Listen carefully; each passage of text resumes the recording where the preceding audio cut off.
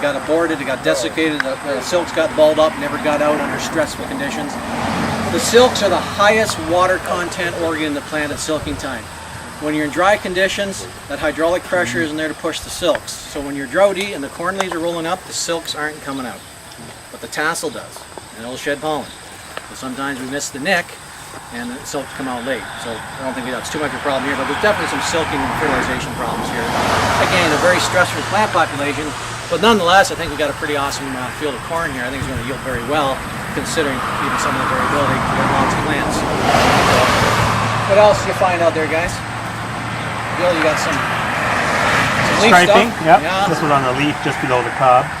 Probably magnesium. I would think so, yeah. Yeah, a little bit of northern leaf blight maybe mixed in some of those lesions on the side there. On these ones? Yeah, sure. Perhaps. Sure.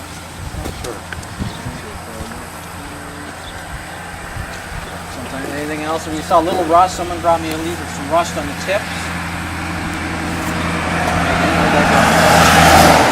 Oh, right in front of your foot. Right there. Yeah, there's a little leaf rust on the tip. Now the high yield plot, whoever was in there, that was sprayed with Quilt at R1 at silking. So you notice how much canopy is there with the protection with those strobilurin fungicides, a little growth promoting there. That canopy staying a lot greener than the guys that were in the other regular field that's already shutting down. So greener leaves, more sugar production. We're going to pack more sugar, hopefully to have better test weights in that fungicide treated corn. So. What was the nitrogen on there, Dale? Do you know what on the test plot, it's 200 actual. On the rest of the field, I believe it's either 150 or 160. Mark would know for sure. I don't think it was over 160. And we put a ESN, half the N is ESN on the high yield plot, the protected N. It shouldn't be releasing nitrate until 60, 90 days after application, but we're still running out of N. We're running out of N over there. Absolutely. Good growing conditions. But yeah, we saw some. Somebody brought me some cos with a little aspergillus mold.